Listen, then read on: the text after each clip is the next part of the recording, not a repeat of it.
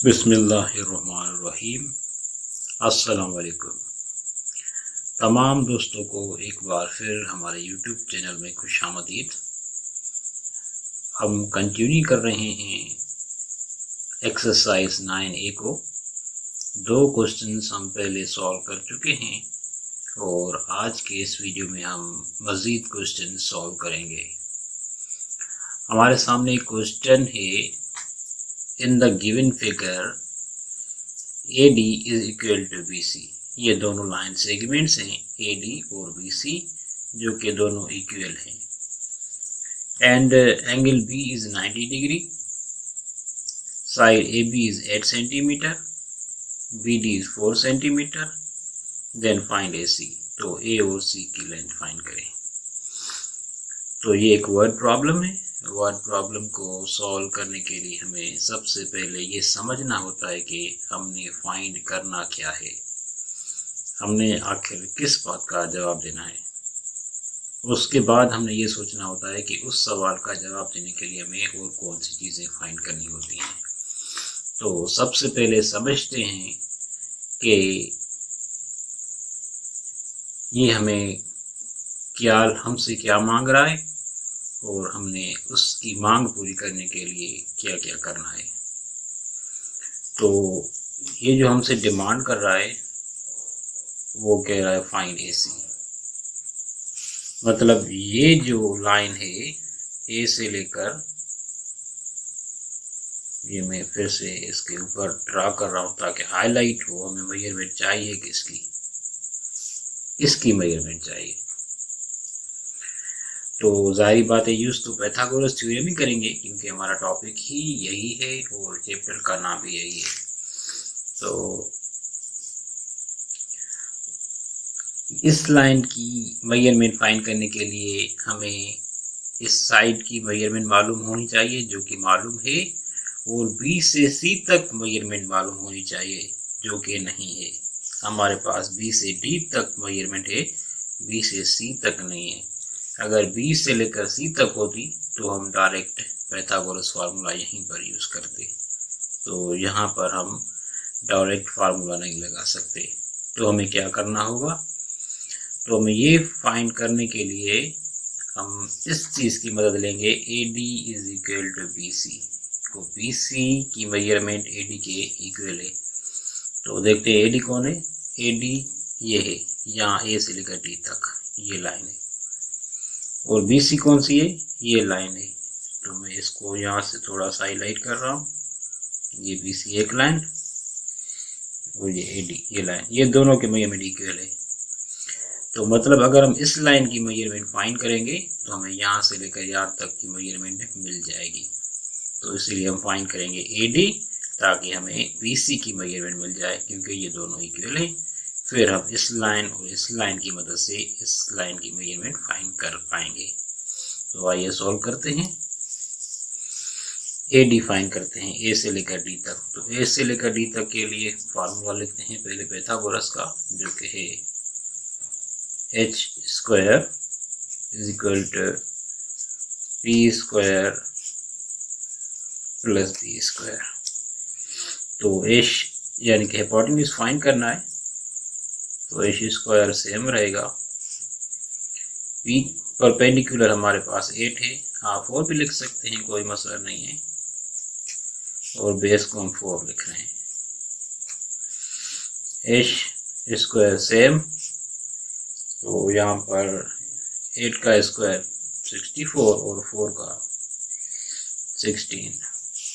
h square same, दोनों को add करेंगे तो हमारे पास आंसर आएगा 80। तो स्क्वायर को ख़त्म करने के लिए हमारे पास रेडिकल है, तो हम रेडिकल ऑन बोथ साइड लेंगे। ठीक है, तो अब रेडिकल स्क्वायर ख़त्म, तो यहाँ पर h रह गया, और 80 की आप जब स्क्वायर रूट फाइंड करेंगे तो आपको अप्रॉक्सीमेटली 8.9 मिल जाएगी। कैलकुलेटर की मदद से करें या आप बाय डिग्री मेथड कर लें, कोई मसला नहीं, 8.9 अबाउट मिल जाएगी। तो h की मेजरमेंट मिल गई, और h क्या है? h is equal to AD, क्योंकि हाइपोटेन्यूज जो है वो हमारे पास AD है। तो ये हो गई AD की मेजरमेंट। ओके, 8.9। तो अब ये 8.9 है, तो जाहिर बात है B से लेकर C तक जो मेजरमेंट है ये सारी, ये भी हो गई 8.9। तो अब हमें A से B तक और B से C तक दोनों साइड की मेजरमेंट मालूम है, तो अब हम AC फाइंड कर सकते हैं। तो अब हम AC फाइंड करते हैं। AC फाइंड करेंगे, same formula, now finding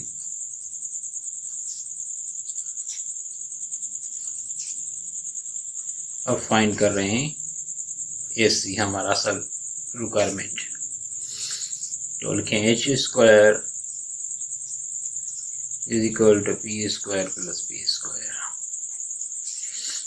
H² हमारे पास है AC लिख लें या फिर AC लिख लें की बात हो जाएगी। P² 8² और B जो है 8.9² जो हमने फाइंड की PC की मेजरमेंट।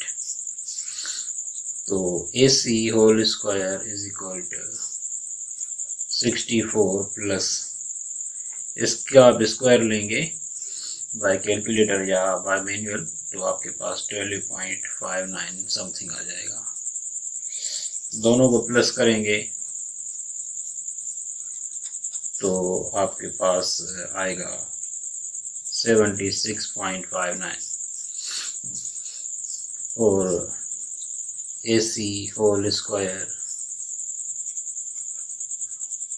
यहाँ पर भी रेडिकल, यहाँ पर भी रेडिकल, तो यहाँ पर रेडिकल स्क्वायर खत्म। AC इज इक्वल टू, इसका रूट आप निकालेंगे तो अप्रॉक्सीमेटली 8.75 आ जाएगा, जो कि हमारा रिक्वायर्ड आंसर है, इस सवाल का जवाब है। Question 4, find the length of AE। यहाँ से लेंथ फाइंड करनी है A से लेकर E तक। तभी फाइंड हो सकती है जब इस लाइन की मेजरमेंट भी होनी चाहिए, इसकी भी होनी चाहिए, लेकिन दोनों की नहीं है। तो नहीं है तो क्या करेंगे, फाइंड करेंगे किसकी मदद से, ये दो साइड को इस्तेमाल करके ये फाइंड करेंगे और इन दो साइड्स को इस्तेमाल करके ये फाइंड करेंगे। तो पहले हमने इसकी मेजरमेंट और इसकी मेजरमेंट फाइंड करनी है। तो फाइंड करते हैं पहले हम A और C की मेजरमेंट। ठीक है, तो आते हैं फाइंडिंग AC की तरफ। Finding AC line segment measurement, तो फार्मूला सेम ही रहेगा, H² is equal to P² plus B²। H² हमारे पास है लाइन सेगमेंट AC, जिसकी मेजरमेंट फाइंड करेंगे। P का वैल्यू आप 8 लें या 6 लें, कोई मसला नहीं है। तो हम परपेंडिकुलर 8 लेते हैं और बेस को 6 लेते हैं। अब फाइंड करते हैं AC whole square is equal to 8 का स्क्वायर 64 और 6 का 36। AC whole square is equal to, दोनों को प्लस करेंगे तो 100 हो जाएगा। तो स्क्वायर रूट लेते हैं दोनों साइड, तो हमारे पास A और C की मेजरमेंट आ जाएगी 10, क्योंकि 100 का स्क्वायर होता है 10। ठीक है, तो अब AC फाइंड हो गया। अब फाइंड करते हैं फाइंडिंग। अब यहाँ E और C के लेते हैं मेजरमेंट। CE लिखें या EC लिखें, कोई मसला नहीं, सेम फार्मूला लिखें।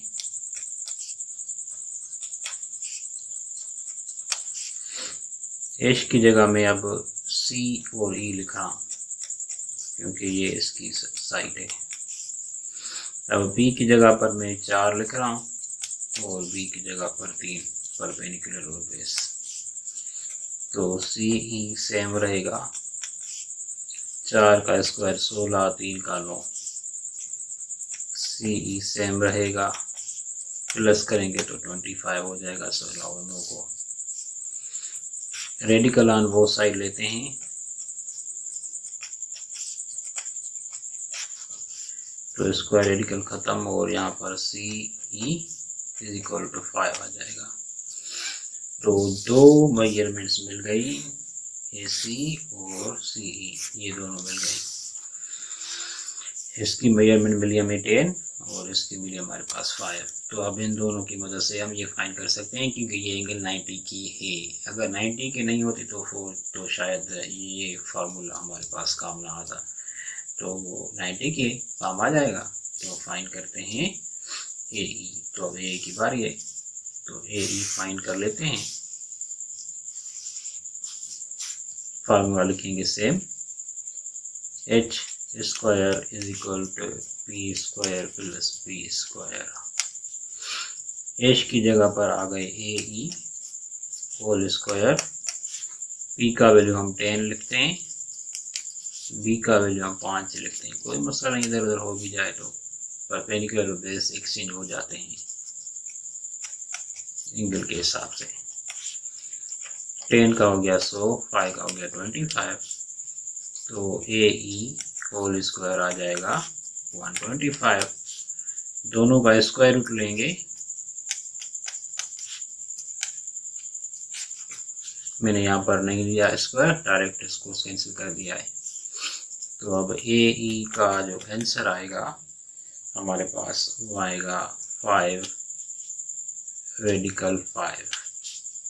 या आप इसको पॉइंट्स में लिखना चाहें तो लिख सकते हैं।